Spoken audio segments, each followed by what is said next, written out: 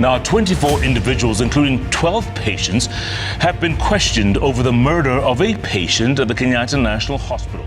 Tonight, the woman accused of killing her building superintendent over past due rent is expected to face a judge. Sandra Cotto Navarro was led from an NYPD station house charged with murder.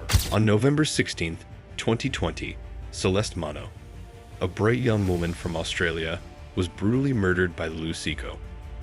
What started as harmless social media messages turned into a deadly obsession.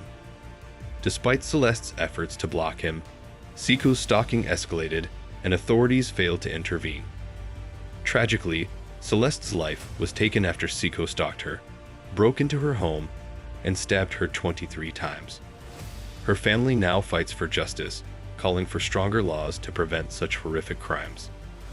In 2023, Kendall and Josh from Malhar Media launched their charity, the Higher Hope Foundation, with a mission to support victims of violent crime. Their goal is to provide essential resources and services to those affected by such crimes, aiming to create lasting change. With the holiday season approaching, the foundation began their annual matching program, giving donors the chance to have their contributions doubled, amplifying the impact of their generosity. As Giving Tuesday arrived, Kendall and Josh shared the exciting news that all donations made before December 27th would be matched, allowing people to give back during the season of giving. The foundation has already awarded several grants, with more projects in progress for 2025. Their work has already made a difference, and with continued support, they aim to expand their reach even further. Donating is easy through their website, hope.org, where people can also create their own fundraisers to help raise awareness. By joining this cause, you're not only making a financial contribution, but helping to bring about a world of change for victims who need it most. 100% of all donations go directly toward helping those who need support in the aftermath of violent crimes. Celeste Mano's background.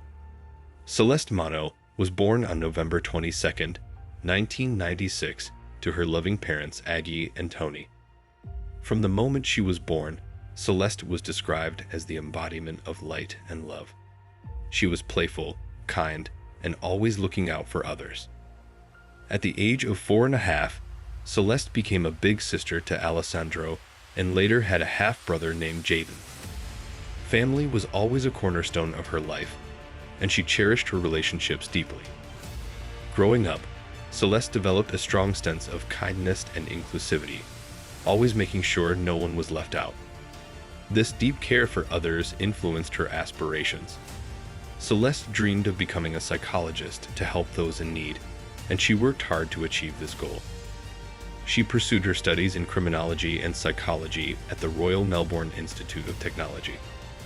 Celeste was not just focused on her career, she had a zest for life and found joy in the little things. Her intelligence and kindness left a lasting impact on everyone who knew her. Celeste's dream was to make a difference, but tragically, her life was cut short. The stalking and harassment begins. In 2019, Celeste Mano, a 23-year-old woman from Australia, began working at a call center for Serco Group. It was there that she met Lou Seco, a man who would later become the source of her nightmare. Seco started working at the same company in April 2018, but by June 2019, he was fired due to performance issues. Their interaction was minimal until the day he was let go. As Celeste, being the team leader, escorted him out, Seco unexpectedly kissed her on the cheek. Confused and uncomfortable, Celeste brushed it off, thinking it was just a strange gesture. However, this would be the beginning of his disturbing obsession. Just days later, Seco began sending Celeste a barrage of 140 Instagram direct messages. These messages ranged from love letters to obsessive, unwanted declarations of affection. Despite Celeste's clear and polite rejections, Seco wouldn't stop. He continued to bombard her with messages, insisting that he loved her and couldn't function without her. Celeste, feeling uncomfortable, blocked him multiple times, but Seco just created new accounts to continue his harassment. This was the start of a relentless and dangerous obsession that would escalate in the months to come. Failure of the authorities. After Celeste Mano was harassed by Lou Seco, she and her mother, Aggie, took the crucial step of reporting the stalking to the police. The first visit was in December 2019, when Celeste and Aggie went to the police station to report Seco's disturbing messages and behavior. However, they were told by the officer to simply ignore him. They were dismissed, and no action was taken. The murder of Celeste Mano. On November 16, 2020, Celeste Mano was tragically murdered by Lou Seco, a man who had stalked her for months. What started as seemingly harmless messages soon escalated into obsessive and disturbing behavior. After being fired from his job at Circo Group, Seco began sending Celeste hundreds of unsettling Instagram messages, which she politely rejected. Despite blocking him multiple times, Seco continued his harassment, even after Celeste filed an intervention order. The situation escalated when Seco began parking outside her workplace and following her, making her feel unsafe. Celeste's mother, Aggie, urged her to report the threats to the police. However, their first visit to the authorities resulted in a lack of support, with the police dismissing the harassment as part of social media's nature. On the night of her murder, Celeste had just posted a picture with her new boyfriend, Chris. Hours later, Seco broke into her home, using a hammer to shatter the window and stabbing Celeste 23 times, with a fatal blow to her heart. This was the culmination of months of stalking, and Seco's actions had a devastating impact on Celeste's family, forever changing their lives. The murder of Celeste Mano. On November 16, 2020, Celeste Mano was brutally murdered in her home by Lou Seco, a man who had become obsessed with her. Just hours before her death, Celeste posted a photo with her boyfriend, which triggered Seco. That night, around 3:50 a.m., he scaled a fence to her backyard, using a hammer to shatter her bedroom window. In just 2 minutes and 39 seconds, he entered her room and stabbed Celeste 23 times, with the fatal blow being a stab to her heart.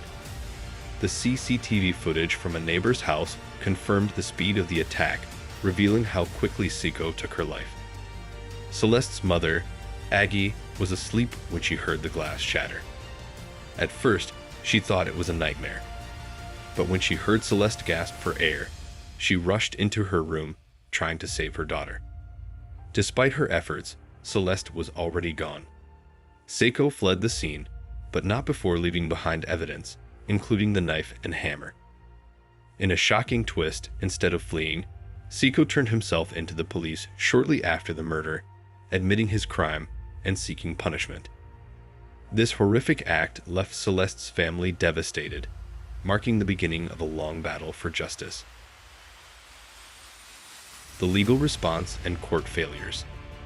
After Celeste Mano's tragic murder on November 16, 2020, her family's fight for justice was far from over. The legal proceedings following her death revealed deep flaws in the justice system. Lou Seco, the man responsible for her death, was arrested and initially pled not guilty. However, just before the trial, on April 2023, Seco changed his plea to guilty. Despite his admission of guilt, the legal process continued to be filled with delays and setbacks. The defense, led by Seco's new lawyer, argued that he was mentally impaired, using this as a way to minimize his responsibility. Seco claimed he had been hearing voices in his head, pushing him to commit the murder. Yet, several psychiatrists assessed him and concluded that he was faking his symptoms. The court proceedings were delayed multiple times, and in July 2023, the hearings were postponed yet again due to Seco's request to represent himself. This dragged out the already painful process for Celeste's family. Finally, in January 2024, the hearing began, but the verdict was nothing short of shocking. Judge Jane Dixon sentenced Seco to just 36 years in prison, with the possibility of parole in 30 years. The family was devastated by the leniency shown to a man who had taken their beloved Celeste's life so violently. The outcome only fueled their fight for stronger laws and stricter punishments for stalking and violent crimes. Celeste's family continues to fight for justice, demanding stronger protections for victims of stalking. Their courage and determination to make change are a testament to the love they will always have for her.